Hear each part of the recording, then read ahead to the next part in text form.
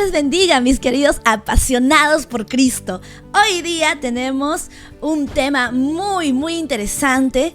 Vamos a hablar de algo que tal vez todos en algún momento de nuestras vidas pues hemos atravesado, como el ser criticados, el ser juzgados y cómo esto puede afectar nuestro crecimiento en la iglesia. Muy bueno, un saludo especial, ¿no? Para todas las personas que nos están mirando, mi hermanita Joana, un tema muy interesante, ¿no? Que viene a ser juzgar o amar. Así es, y para el día de hoy nuestro tema está a la luz de la Biblia. Vamos a examinar algunos versículos bíblicos y para ello hemos invitado a nuestro querido pastor Elmo Basauri. ¿Qué tal, hermanas? Muy buenos días a todos los hermanos que nos están viendo. Tardes, noches, depende a la hora de que ustedes lo vean. Muchas gracias por la invitación. Para mí es una alegría estar aquí, un honor también. Sí, pastor, le hemos elegido a usted para este tema porque conocemos particularmente, él es mi pastor, y bueno, conocemos que el pastor Elmo es un pastor estudioso de la Biblia, maestro de la Biblia, y bueno, queremos examinar este tema a la luz de la Biblia, lo que nos dice la palabra de Dios. Y bueno, la primera pregunta, pastor, ¿qué nos dice la Biblia acerca de juzgar? Empecemos con esta definición. ¿Qué nos dice la Biblia acerca de juzgar o criticar? Es natural de toda persona, es natural, o sea, está en nosotros el observar y a través de la mente pensar, medir, contemplar, ¿no? Pero ahí hay un tema antropológico en este aspecto, dado de que tenemos que todos entender que nosotros estamos compuestos por 5 facetas, ¿no? Tenemos el corazón, que son los sentimientos, la mente, la conciencia, la voluntad y como dice el gran teólogo, ¿no? Charles Rilke, y la carne también. Entonces, en este aspecto del juicio, del juzgar, es un tema más antropológico donde la mente piensa, ¿no? Medita, mide y luego juega un papel importante la conciencia, porque la conciencia es la que te dice que es correcto y que es incorrecto. Entonces uno al momento de juzgar tiene que ser bíblico, apuntar mayormente a lo que Dios nos enseña, porque hay momentos en que uno juzga y critica negativamente y otro momento que uno juzga y corrige, ¿no? Por eso la Biblia nos enseña a nosotros, el que se siente seguro, mire que no caiga, o sea, mire es júzguese a sí mismo para que pueda seguir haciendo lo correcto. Hay otros textos que dice Mateo 26:41, orá y velá para que no caigas en la tentación. Bueno, todos hacemos lo propio, orar, pero estamos mirándonos a nosotros mismos, juzgándonos a nosotros mismos. Entonces el juicio depende de, ¿no? Y yo siempre digo que esto es de 2 maneras. El juicio que uno hace para corregirse o para corregir algo, y el otro es para tumbarse a alguien, para criticarlo, ¿no? Y eso nosotros como cristianos tenemos que tenerle muy presente, que si yo voy a juzgar a alguien, no es para destruirlo, no es para avergonzarlo, sino es para corregirlo. ¿Se da cuenta? Entonces en Mateo 7 del 1 al 5 nos dice que no debemos de juzgar a las otras personas, no en el aspecto de que uno no lo mires lo que haga, o sea, que no te interese lo que haga. Y eso no es bíblico, porque el Señor nos enseña a nosotros en la palabra que tenemos que disciplinarnos, tenemos que corregirnos, ¿no? La misma palabra dice que en 2 de Timoteo 3:16, que la escritura es inspirada por Dios y útil para enseñar, para corregir. Entonces, uno tiene que aprender de que los juicios cristianos, contemplar de repente alguna equivocación de un joven, de un hermano adulto, no con el hecho de destruirlo, sino con el hecho de restaurarlo. Amén. Ese es el juicio, básicamente. Sí, pastor, justamente este tema resulta muy interesante, ¿no? Porque se puede decir que a veces por la intención de demostrar amor hacia los demás, por querer que también los demás hagan lo correcto, terminan los mismos miembros de iglesia juzgando. Y eso mayormente hemos visto y estábamos conversando que se da dentro de las iglesias. ¿Por qué? Porque los jóvenes, bueno, nos caracterizamos por estar en actividad, ¿no? Y si estamos en la iglesia, pues en todo lo que podamos ser, hacer o sabemos hacer, queremos servir. Entonces, por ejemplo, a mí me encanta mucho la danza. ¿no? Y la danza, la actuación, la alabanza, que hay todo tipo de género musical, pero muchos lo satanizan. Entonces, ¿qué actitud se debe de tomar o cómo debería ser esa relación entre hermanos dentro de la iglesia, teniendo en cuenta que hay diferentes acciones que se realizan, pero que somos muy criticados ante ello? Bueno, básicamente estos son asuntos triviales, como la vestimenta también, que de repente es otro se puede también tocar, ¿no? Se añade. Bien, sí, claro, o sea, mayormente en nuestro contexto sociológico en nuestro Perú, y no solamente aquí, sino en Latinoamérica, mayormente la comprensión lectora es muy bajo, ¿no? Estándares y estadísticas lo dicen, ¿no? Entonces, yo creo que todo ello también influye en la educación del cristiano, donde uno tiene que aprender bastante, y a veces, bueno, a mí me ha tocado hasta retroceder, ¿no? En mi educación inicial, he tenido que recurrir a diccionarios en mi formación teológica para saber cuál es el significado propio de la palabra, ¿no? Entonces, yo tengo que investigar bastante, porque una cosa es la escritura bíblica y otra cosa es nuestros modismos castellanos, ¿no? Y yo no voy a entenderlo a la Biblia desde mi lengua castellana, sino desde el principio bíblico, el significado bíblico, griego o hebreo, que la Biblia nos dice, ¿no? Entonces, en este sentido, yo creo que la adoración, porque todo lo que tú me hablas, Eli, está en base a la adoración. Exacto. Y toda esta adoración está bien claramente enmarcado en el Salmo 150. El Salmo 150 está bien definida la adoración, que no lo querramos entender es otra cosa. Y quisiera que si me pueden acompañar ustedes, vamos a leer lo que es el Salmo 150, ¿no? O sea, uno tiene que entenderlo y empaparse de ello y tratar de evitar comentarios que no vienen al caso, que le quitan la adoración a Dios. ¿Puede leerlo, Eli, por favor? Lo leo. La palabra de Dios dice, ¿no? Exhortación a alabar a Dios con instrumentos de música. Alabad a Dios en su santuario, alabadle en la magnificencia de su firmamento, alabadle por sus proezas, alabadle conforme a la muchedumbre de su grandeza, alabadle a son de bocina, alabadle con salterio y arpa, alabadle con pandero y danza, alabadle con cuerdas y flautas, alabadle con címbalos resonantes, alabadle con címbalos de júbilo. Todo lo que respire, alabe a Jehová, aleluya. Gloria al Señor. Mira, la alabanza a Dios incluye en este aspecto dos cosas. Uno, la esencia misma de Dios. O sea, el reconocer quién es Dios y su amor tan grande que Él nos brinda a nosotros te va a llevar a adorar. Cuando uno lo ve al Señor no como el Dios de amor, como el Dios que te ama, que te protege, que te cuida, y le ves como el Dios que impone normas, que impone leyes, que impone, entonces cambia tu adoración. Tu adoración, si es en base a lo que tú conoces del amor de Dios, va a ser voluntaria, va a ser, nace de tu corazón, espontánea, exacta, en libertad. Pero cuando tú lo contemplas a Dios como el que te pone normas, el que te va a juzgar, el que te va a condenar, entonces vas a la iglesia a cantar para que Dios no te castigue. Entonces este salmo encierra las dos cosas. Uno, que reconozcas la esencia del Señor y el motivo de tu adoración. Y dos, la forma en cómo hacerlo. Entonces yo creo que en la forma está el asunto trivial. El debate, ¿no? Claro, ahí está. ¿Por qué? Porque si yo, por ejemplo, en estos últimos tiempos hemos estado viendo la inclusión de danza, de coreografías en la iglesia, y hay muchos hermanos que se han desalentado, que esto no les gusta, que mejor me voy a una iglesia donde prohíban esto.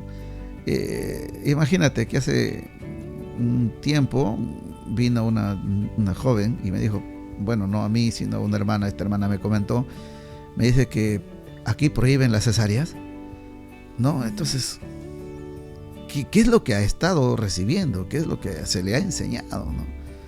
Me doy cuenta de que hay una carencia. Entonces, la forma de cómo hacerlo al Señor, lo dice la Biblia, mira, alábale. El Salmo el 150, versículo 4, es algo que de repente para aquella persona, por eso te digo que es un asunto trivial, aquella persona que está acostumbrada en su cultura a que esto se prohíba, que esto se vea que es no bueno, lo va a traer consigo, y cuando la palabra llega va a chocar contra él, contra la forma, exactamente, su idiosincrasia más que todo. Exacto. Entonces va a decir, no, aquí en mi iglesia no se practica eso, aquí en mi tierra no se practica eso, eso no es de Dios. Sí. Pero no es que no sea de Dios, es que no se leyó la palabra, y atinamos a que como en el mundo se baila, como hay danzas típicas para las vírgenes, para tantas cosas idólatras, pensamos de que hacerlo esto es también parte de traer ese secularismo a la iglesia, y no es así. La Biblia dice, alaben al Señor con pandero y danza, con cuerda y flauta. Con cuerdas y flautas. Y hablando, pastor, de la crítica, pero la crítica destructiva, ¿qué consecuencias podría traer esta crítica para la iglesia? Básicamente la crítica destructiva es satánica. Eso sí, lo satanizamos a diestra y siniestra. Sí. Lógicamente, porque mira, yo quiero que tú me leas en Gálatas capítulo 6, versículo 1 y 2. Gálatas 6, 1 y 2, dice la palabra de Dios. Hermanos, si alguno fuere sorprendido en alguna falta, vosotros que sois espirituales, restauradle con espíritu de mansedumbre, considerándote a ti mismo, no sea que tú también seas tentado. Sobrellevad los unos las cargas de los otros y cumplid así la ley de Cristo. Ay, qué bonito, recibamos palabras. Entonces, claro, mira, entonces ahí uno tiene que darse cuenta de que nosotros no somos infalibles, ni los pastores somos infalibles, cometemos errores. Y hay muchas personas que por una cosa equívoca que hiciste destruyen todo. No, se me cayó, me decepcionaste. ¿Cuántas veces me han dicho a mí, me decepcionó, pastor, esto? Me equivoco, ¿no? Y pido perdón, ¿no? Porque no soy, pues, si las máquinas se equivocan, cuanto más nosotros seres somos imperfectos. No, entonces, pero no está en que se te juzgue y, como dice el dicho, no hacer leña del árbol caído. No, está en restaurar. Entonces la crítica destructiva, aquella que te divide la iglesia, aquella que te destruye la moral, que la espiritualidad del cristiano, no puede venir de Dios. ¿Te das cuenta? Porque el diablo ha venido ¿a qué? A robar, a destruir, a matar y a destruir. Entonces, si esa crítica destructiva, está tratando de dividir la iglesia, alejar a los jóvenes de la adoración, no puede ser de Dios. Eso afecta la unidad de la iglesia. De la abundancia del corazón habla la boca. Claro, por eso la palabra del Señor dice que no intentes sacar la paja del ojo ajeno, sino primero sacas la viga que tiene. Yo a veces hago una parodia de esto, digo, no viga, ya bosque ya. Bueno, bosque. No, y bueno, entonces uno tiene que... Jesucristo dijo, no, el que esté libre de pecado, que tire la primera piedra. Ahora, eso no significa de que yo pueda contemplar a alguien y ver, ¿no?, su error, y no lo voy a decir nada, no. Pero tampoco se trata de humillarlo en público, que muchas veces los pastores, ya sea con intención o sin intención, o cualquier persona con cargo o antigua, mira, ese hermano ya hizo esto. Está bien, pecó, pero humillarlo, ¿con qué peligro, fin? porque a veces se ha visto que aún a veces desde el altar, ¿no?, se mencionan ellos, ¿no? Está disciplinado por tal cosa. Que hay que roche, trágame tierra. Acabamos de leer, ¿no?, en Gálatas 6, vosotros que sois espirituales, restauradle con un espíritu de mansedumbre. Claro, o sea, como pastores, nosotros tenemos que tenemos una norma bíblica en la iglesia. Incluso Pablo es drástico en ello, cuando la persona ya no cambia, y él mismo, el Señor, nos pone a través del apóstol Pablo, porque la Biblia es inspirada por Dios. Exacto. De que hablemos con aquella persona primeramente a solas. Si esa persona... Nos da un orden, ¿verdad? Lógicamente es un orden. O sea, yo veo un acto de disciplina en la iglesia. Puede que los jóvenes de repente no... Muy locos son. Exacto, ya. Entonces yo, ¿qué voy a hacer? Rebeldes. Ya, hablo con ellos. si ya no me hacen caso, llamo a otra persona y en presencia de los dos le hablamos. Si no hace caso a los dos, ya tráelo a la iglesia, ¿no? Háblalo. Y si no hace caso a la iglesia, bueno, el problema es que exclúyelo. Muchos omiten este orden. Y se van al tercero. Entonces, de frente a la crítica y en público, y lo que se hace es que se ahuyenta a los jóvenes, ¿no? Que muchas veces están creciendo recién espiritualmente. Entonces, al no encontrar ese amor, no encontrar esa mansedumbre, terminan en el mundo. Sí, porque lo que la Biblia nos dice referente a ese orden, ¿no? Primero a solas lo corriges, ok. Ves que sigue siendo necio, porque es la palabra, ser necio, ya llamas a alguien más. Y esa persona, viendo que ya no solo le llaman la atención una vez, sino una vez más y con alguien, es como que ya uno hay que recapacitar si estoy mal, ¿no? Tengo que mejorar, pero si no, si sigue terco, bueno, ahí ya recién dice que se lo lleve a la iglesia. Claro. Pero lo que mencionaba mi hermanita Joana, y muchas veces afecta, ¿no? Porque a veces los miembros que se van añadiendo a la iglesia miran a un líder, miran al pastor o a quien está enfrente como su ejemplo. Y el pastor claramente menciona, somos seres humanos, fallamos, nos mira, ya somos la decepción, y se van, ¿no? Entonces es como que muy débil esa fe y necesitamos totalmente alimentar en palabra para que sean firmes. Pero ya recién en un tercer orden es como que a la iglesia, ¿no? Si ya se pasa de necio. Pero a veces ni se pasan de necio, ya de frente, ya. A veces nosotros omitimos ello, ¿no? Y los hermanos de la iglesia omitimos ello. Entonces vertimos juicios destructivos a veces, ¿no? Que uno tiene que educar a la iglesia para que no lo haga eso. Cuesta, sí cuesta.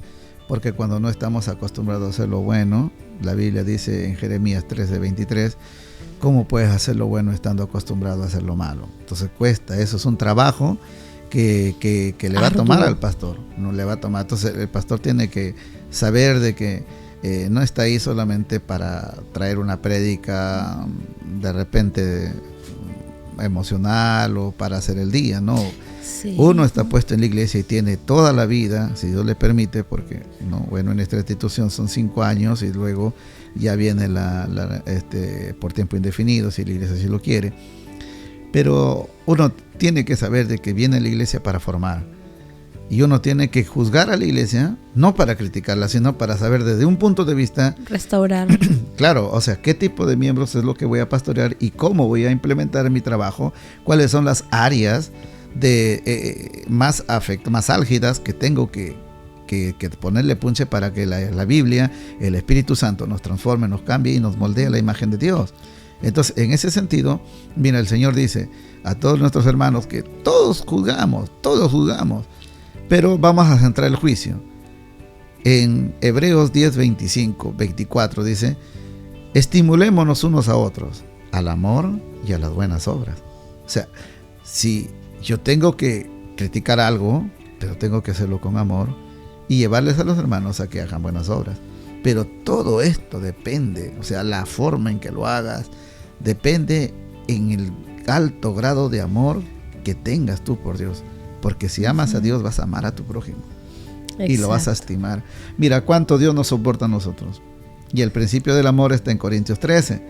Entonces todo lo sufre, todo lo espera, todo lo soporta, no se envanece, no es jactancioso, nunca deja de ser. Ese es Dios. Y cuánto nos soporta a nosotros. Entonces, si nosotros nos mantenemos en esa comunión con Dios, entonces, como dijo alguien, ¿no? Si tú, si te pegas a Dios, se te pega lo de Dios a ti. ¿Te das cuenta? Sí, entonces, mientras más practicas la Biblia, más te estás pareciendo a Dios. Amén. ¿De acuerdo? Entonces, amén. Pastor, y dirigiéndonos a aquellos jóvenes que en algún momento tal vez se están sintiendo ahora, ¿no? Criticados, que se están sintiendo pues afectados, ¿no? Por este tema del juzgar, de la crítica. Es inevitable no afectarse con eso. Dirigiéndonos a ellos, Pastor, ¿qué actitud bíblica deben tomar ellos frente a esto? Mira, la contextualización de la Biblia, o sea, uno lee un versículo, pero tienes que leer el contexto para que lo puedas entender, porque si no te vas a perder, lo vas a tomar por otro rumbo. En Mateo 5, de las bienaventuradas, se acuerda del 1 hacia adelante. Pues a mí me gustan los últimos versículos, no sé si lo pueden leer ustedes, lo buscan ahorita. Léelo, Joanita, a ver. Ya, la hermanita, ya. Bienaventurados sois cuando por mi causa os vituperen y os persigan y digan toda clase de mal contra vosotros mintiendo. Gozaos y alegraos porque vuestro galardón es grande en los cielos, porque así persiguieron a los profetas que fueron antes de vosotros. ¿Te das cuenta? Mira. Que se alegren entonces, gloria a Dios. Gozaos, alegraos. Hay algo importante ahí que uno tiene que darse cuenta. Mintiendo, dice. Pero ¿qué pasa si es verdad? Sea que no sea verdad o mentira esto, uno tiene que enfocarse en esto de Gálatas 6.1. Esto es el aspecto. Dice, alégrate, estate contento, pero es difícil. Pero no se trata del gesto, sino se trata de la paz que Dios te pone en el corazón. Y la actitud, ¿no? Exacto. Frente a ello. Yo he sido joven, he pasado por ese rubro. Cuando queríamos hacer esto con el grupo de jóvenes en la Iglesia de la Hermosa, porque yo vengo de la Iglesia de la Hermosa en Roma, y habíamos un grupo de jóvenes que queríamos hacer, a veces se nos decía, no, que estás en tu primer amor. Y yo decía, hay un primer amor. O sea, si hay un primer amor, debe haber un segundo, un tercero, un cuarto. ¿Cuántos tipos de amores hay para Dios? Y es una mentira esa palabra. Esa palabra es una falacia. No hay un primer amor, no hay un segundo amor. Hay un amor por Dios, que ese amor se mantiene firme, constante, en base a tu comunión con Dios. Acercaos a Dios y Dios se acercará a ti. Y si Dios está contigo, ¿quién contra ti? Y si Él está contigo, se goza en medio de la alabanza. Entonces, a veces nos critican, queremos hacer esto, que decimos, no, que tú no sabes y que estas cosas, sí, o tú eres así, tú eres así. El muchacho, y no solamente el joven, todos nos sentimos bajoneados. Pero si es que lean mentira, Mateo 5:6. ¿Qué es mentira? Entonces yo tengo que centrarme en lo que la Biblia dice, y no es que no me importe. Sí, me tiene que importar, porque ¿quién es el que me critica? ¿Te das cuenta? Entonces yo, que estoy bien y se me critica por algo bueno, tengo que restaurar al que me está criticando porque está equivocado. ¿Te das cuenta? O sea, lo que Dios nos manda a nosotros es a la unidad. Entonces, y los chicos no han tomado en cuenta esto. O sea, los jóvenes se desinflan, se bajan, como dice, se achicopalan, ¿no? ¿Qué? Y lo dejan ahí. Pero no. ¿Acaso Dios te ha dado un espíritu de cobardía? O sea, está en que ese espíritu de valentía, de amor y de dominio propio que Dios ha puesto en ti, tiene que llevarte, bueno, no a atacar, sino a levantarte, no para que discutas, sino primero para que comprendas y en el momento adecuado eduques. Eduques, corrijas a la persona. ¿Viste? ¿Y qué más corrección? La misma actitud de uno y la palabra de Dios. ¿Te das cuenta? O sea, chicos, no se echen a llorar. No se corran como Adán a esconderse atrás de los arbustos. No, salga y peche la situación. ¿Te das cuenta? O sea, la juventud ha sido amedrentada, ha sido sobajoneada, menospreciada. Porque no han tenido ellos la actitud. Ahora es el momento de que te levantes, pues, ¿no? Ahora sí identidad en Cristo. Claro, o sea, tienes que levantarte porque el enemigo no te va a apabullar. ¿Te das cuenta? Sí, ahora, ya les dije hace un momento, toda crítica destructiva no es de Dios. Entonces, si viene una crítica destructiva al joven y es algo que es mentira, no está en que te pongas a discutir con la persona. Está en que primero guarde la compostura, busque la dirección de Dios. Con tu actitud y tu conducta demuestra que madurez, no es verdad eso se llama madurez, ¿no? Y el joven tiene que aprender a ser maduro. Acuérdate de tu creador. Acuérdate de tu creador. ¿Quién es tu creador? Se amilana ante la adversidad. Tu creador es fuerte, vencedor en batalla. Acuérdate de tu creador en los días de tu juventud. Esta frase tiene un contexto más profundo de lo que muchos dicen. Tienes que servir al Señor en tu juventud. Tiene un contexto mucho más profundo.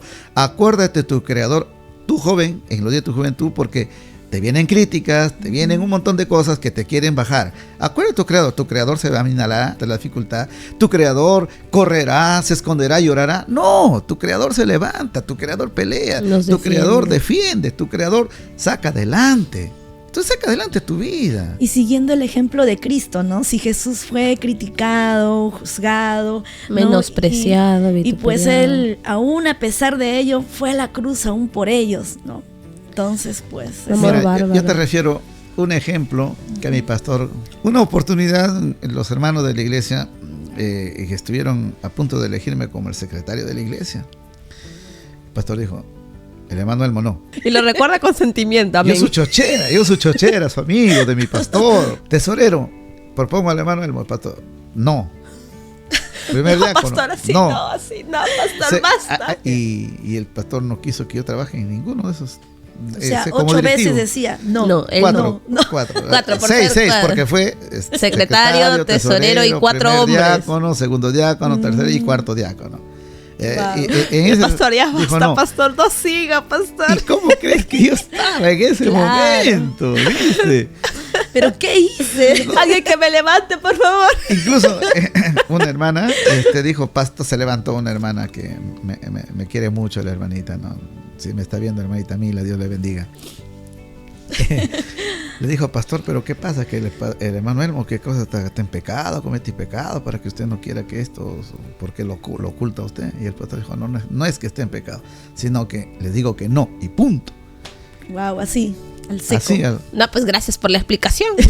Suficiente. Clarísimo, clarísimo. y ya. Y al otro día, yo ese día, pues llegué a mi casa. Imagínate, ¿cómo te sentirías tú que tu Wow. pastor, que te quiere bastante, que te diga eso? Y que tú que quieres trabajar al lado del pastor, a apoyarle al pastor, ¿no? Ofendida. Me sentí mal, ¿no? Pero el otro día fui y hablé con él y Dios habló por él. Me dijo algo que me ha marcado la vida y que hasta ahora yo lo tengo muy presente y le doy gracias a Dios porque Dios habló a través de él. Que nos cuente, que nos cuente, que nos... Ya, te los voy a contar. Mire, me dijo el pastor, cuando le dije, pastor, ¿por qué dijo esto? Y yo en lugar que el pastor me diga, ¿sabes qué, Elmo? Discúlpame. Me dijo a mí, ¿por qué te has levantado en la iglesia y has dicho que ya no insistan? Tú deberías quedarte callado. Ay, pastor, disculpe, ¿no? ¿Pero por qué lo hizo, pastor? Me dijo, mira, hijo, tú ya terminaste el instituto bíblico. Tú tienes un ministerio. Tú eres una persona que nos enseñas aquí. Yo había fundado en la iglesia la escuela de liderazgo y discipulado. El programa de la Nacional yo con los hermanos hablé y lo empezamos a ejecutar en casi digo Vida Nueva, perdón, en La Hermosa. ¿Y eso hace cuánto tiempo fue, pastor? Eso ha sido ya en el 2006, ha sido 2005, Ah, perdón. Sí, 2005. Hace Y entonces el pastor me dijo, mira, a través de ello se ha visto, yo veo en ti que tú tienes ministerio y tú vas a salir, vas a ir a muchos lugares, te van a invitar por acá, te van a invitar por allá. Entonces pertenecer al cuerpo directivo de la iglesia no te va a dar la libertad para que vayas, porque yo no te voy a dar permiso, porque tú tienes que trabajar en tu iglesia. Entonces, ser miembro de la junta directiva es atar el ministerio que tú tienes. Yo me quedé. Entonces hijo me dice, ¿qué prefieres? Bueno, pastor, si se trata así, disculpe, pastor. Mándeme. Perdóneme, pastor, por lo que de repente yo un poco me molesté, Pensó me incomodé, mal. pensé mal. Ahí vemos sus pensamientos pecaminosos, pastor. No. Yo me sentí, broma. No, yo me creo sentí que ahí un poco cualquiera se siente tocado, mal, tocado, claro. ¿no? Pero esas palabras me fortalecieron. Y al cabo de un tiempo empezaron a invitarme a varios lugares así, ¿no? A enseñar, a predicar. Y tuvo razón mi pastor, ¿no? Y tuvo razón. Y ya luego que empecé a salir, ya luego que también empecé a trabajar con él, me dio para pastorear la iglesia en Ascope. Y ahí recién entendió. Ahí entendí. Yo le Todos dije, los gracias planes de Señor. Dios. O sea, Dios ha usado a mi pastor. Mi pastor es una persona muy sabia, porque se ha dejado usar por Dios. ¿Se da cuenta? Entonces, ¿qué tengo que hacer yo? Pelear, luchar, gritar. No, simplemente entender el momento. Por algo pasó. El creyente, dice la Biblia, Romanos 8:28, los que aman a Dios, todas las cosas le van a bien. O sea, el cristiano piensa de una manera diferente. Como dice el dicho, no hay mal que por bien no venga. Entonces, tranquilo. Pero luego, restaura a aquel que te critica sin razón. Las cosas que puedan pasar, ¿no? Ya a modo de conclusión, no nos limite. No, el juzgar a los demás o creernos santos, perfectos, no, santifiquémonos más, perfeccionémonos más en Cristo y llamar a la unidad. pese a todas las cosas que puedan pasar, amado hermano, no te desanimes por eso, ¿no? El pastor nos mencionó este versículo muy bonito de Mateo 5:11. Bienaventurados somos si por causa de nuestro Jesús nos vituperan, nos juzgan, nos atacan, siempre y cuando estén mintiendo, ¿no? Porque nosotros sabemos qué es lo que hacemos, con qué intención lo hacemos y para qué lo hacemos. Entonces, mi amado hermano, confía en eso. Yo me quedo de todos los textos bíblicos que se ha mencionado con esta parte, ¿no? De Mateo 5:11, porque básicamente es, te juzgan, pero bienaventurado eres, no achicopalarnos, ni mucho menos tomarnos en poco ya y sentirnos lo más vil, lo más último, lo más impuro que pueda haber, sino más bien confiando en el Señor, que vamos a seguir mejorando y motivar. Y si vemos a gente que está pues pasando por ese tipo de procesos, pues no dejarlos solos y llevarlos a la luz de la palabra, tan bonito que conforta el alma, ¿no? Y básicamente eso, mi hermana, Dios te bendiga mucho, mi hermana. Amén. ¿Algo que decir? Sí, y me encantó también este versículo que mencionó el pastor, y la continuación, ¿no? Gozados y alegrados. Así que si en algún momento te has sentido juzgado, criticado y te has desanimado por ello, pues gózate si gózate. Lo has hecho por darle lo mejor al Señor, o por darle tu talento al Señor, pues gózate y alégrate, porque tu galardón es grande, ¿sí? Me quedo con eso de no juzgarnos unos a otros, sino estimularnos al amor, a las buenas obras, y como iglesia, pues es a lo que nos llama el Señor, ¿no? A amarnos, y ese amor al prójimo viene en primer lugar de nuestro amor con Dios, de esa relación con Dios. Si amamos a Dios, somos capaces, sí se puede amar al prójimo, por más complicado que sea ese prójimo, por más enemigo que pueda comportarse, por más que no ayude el prójimo, pero sí se puede, porque si amamos a Dios, podemos amar al prójimo. Pastor Elmo, muchísimas gracias por este episodio, este podcast tan muy bonito interesante que hemos podido compartir. El pastor, previamente, ustedes me van a hacer pisar el palito, ¿verdad? Amén, pastor. Pero no, todo es a la luz de la palabra, ¿verdad? No, claro. La Biblia dice que la palabra del Señor es espíritu, y donde esté el espíritu de Dios hay libertad y poder. No me avergüenzo del evangelio, porque es el poder de Dios. No tengo de qué avergonzarme, soy evangélico desde muy niño, y bueno, tuve unas caídas por ahí, pero el Señor me hizo volver, y desde ahí estoy aquí cambiando paulatinamente todos los días, siendo mejorado, renovando en el espíritu. Y yo les agradezco a ustedes por este espacio. Gracias, muchas gracias. Y ahí estamos, ¿no? O sea, decir a los jóvenes que no se milanen, que los jóvenes sigan para adelante. Ustedes son la fuerza, el entusiasmo, el trabajo. Y va a haber dificultades, va a haber. Pablo dijo, es necesario que después de muchas tribulaciones entremos en el reino de Dios. Amén. Y eso es el aspecto que nosotros tenemos. Hay que ser prácticos antes que teólogos, ¿no? Prácticos, la Biblia dice esto, vivir lo que la Biblia práctica, dice, ¿no? claro. La teoría sí acá, para saber cómo hacerlo, pero es fundamental. Es práctico. Es fundamental. Sí. Si tú no lees Biblia, ¿qué vas a actuar al Señor? Jesús fue tentado y venció con pura palabra. Exacto. ¿Viste? Muy bien, entonces, pastor, muchísimas gracias, mi hermana Joana, qué bonito este episodio. Se vienen más episodios, les invitamos a suscribirse aquí a la página de Apasionados por Cristo, darle like, compartir, y bueno, nos estamos viendo entonces la siguiente semana con otro podcast, ¿verdad? Así es, y terminamos entonces todos juntos diciendo que nosotros somos apasionados por Cristo.